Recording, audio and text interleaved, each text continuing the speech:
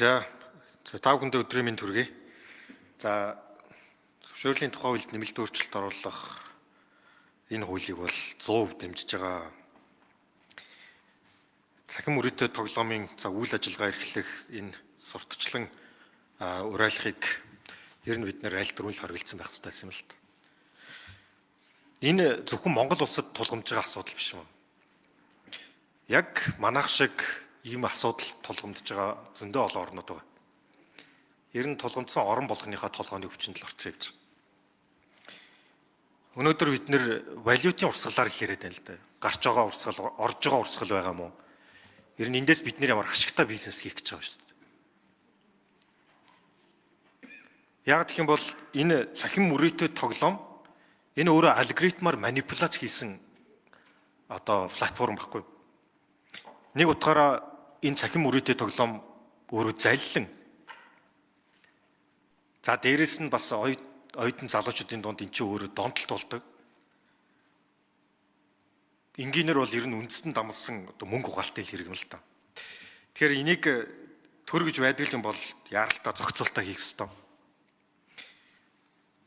Түрүүн тоонууд дурддагдал байна л та. Энэ сүүлийн 5 жилийн хугацаанд 1.3 тэрбум доллар валютын урсгал гадагшаа явлаа гэд.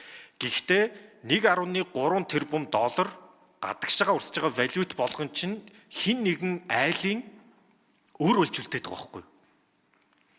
Энд чинь нэг бэлэн мөнгөтөөдөө илүүдэл мөнгөтөөдөө тоглож байгаа нэг ч хүн байхгүй шүү дээ. Дандаа хин нэгнээс зээл авч байраа барьцаан тавьж тэр үдгийх л сургалтын төлбөрөөр тоглолцсон оюутнууд хүртэл зөндөө байгаа шүү.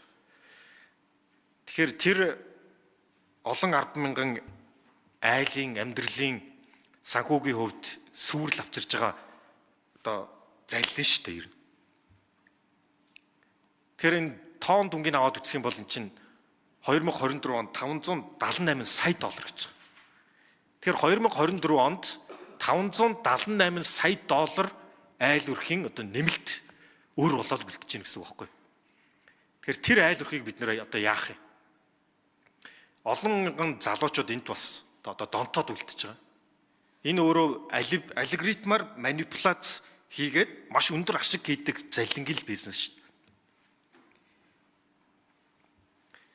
Хохирогчдыг нь аваад үзэхээр дийлэнх нь 18-аас 30 насны залуучууд байна. Дөнгөж амьдралаа эхэлж ядаж яваад залуучуудыг буруу замруул түлхэж байгаа бизнес ахгүй. Тэгэхээр энэ дээр бид нэр яаралтай зохицуулт хийх ёстой.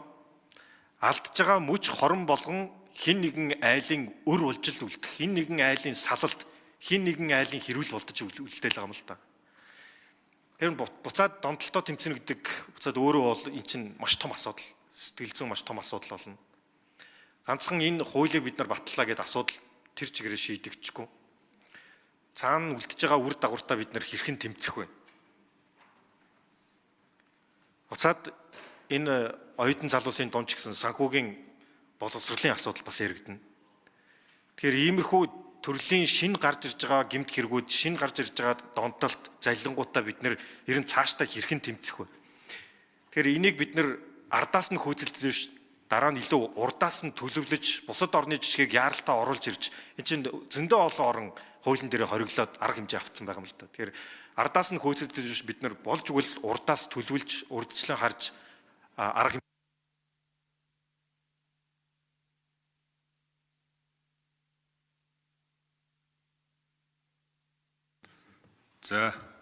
За учраас хариулъя.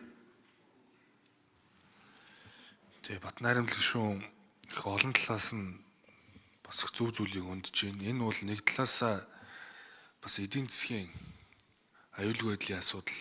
За нөгөө талаасаа бол хүн амын эрүүл мэнд, за хүний эрхийн бас томоохон зөрчил. Аз номхон талаан бүс нутгуудын 46 улс дээр бид нэр судалгаа хийж үзсэн. Энэ 46 улсаас бол 21 улс энэ цахим мөрөөдөө тоглоомыг ч тэр, бооцоо тоглоомыг ч тэр, төлбөр тааврыг ч тэр хуулиар хориглодог. Ингээ хуулиар хориглоод эхлэхээр хууль хяналтын байгууллагууд, харилцаа холбооны салбар, технологийн компаниуд, за гүйцэтгэх засаглалч тэр хамтарч ажиллах бололцоо бол бүрддэг. хурдан шуурхай арга хэмжээ авах болцоо бүрддэг. Ингэснээр бол мэдээж энэ захин мөрөдөд тоглоомын нийгэмд үзүүлж байгаа хор хохирол бол багасдаг. Тэгэхээр энэ хууль гарлаа гэд 100% бүрэн шийдэгдэхгүй хэдий ч ажиллах болцоо бүрдэнэ. Тэр хууль хяналтын байгууллагын бол 65%-аар одоо шууд бууруулах болцоо бий гэдгийг бол илэрхийлсэн. За энэ 46 улсаас бол нэг 7 л хуулиар зөвшөөрд юм бэл. 7. 6 орн бол хэсэгчлэн зохицуултуудыг хийсэн. 13 нь бол огт зохицуултгүй үлдээсэн баг. Тийм ч учраас бид бол энэ Аз нугдлан бүс нутгууд, Япон, Солонгос, Хятад, Таиланд, Вьетнам, Индонез, Непал, Лаос, Бангладеш, Индонез гээд энэ улсуудын жишгээр ер нь цахим мөрөдөд тоглоомыг бүхэлд нь хориглоё гэдэг ийм л засгийн газар нэгдсэн байр суурьтай байгаа. Хуулиар хориглосноор өөрөө хариуцлага нэмэгдэнэ. Энэ эрүүгийн хууль, зөрчлийн хуулиар бол хариуцлага нэмэгдээд эхэлж байгаа.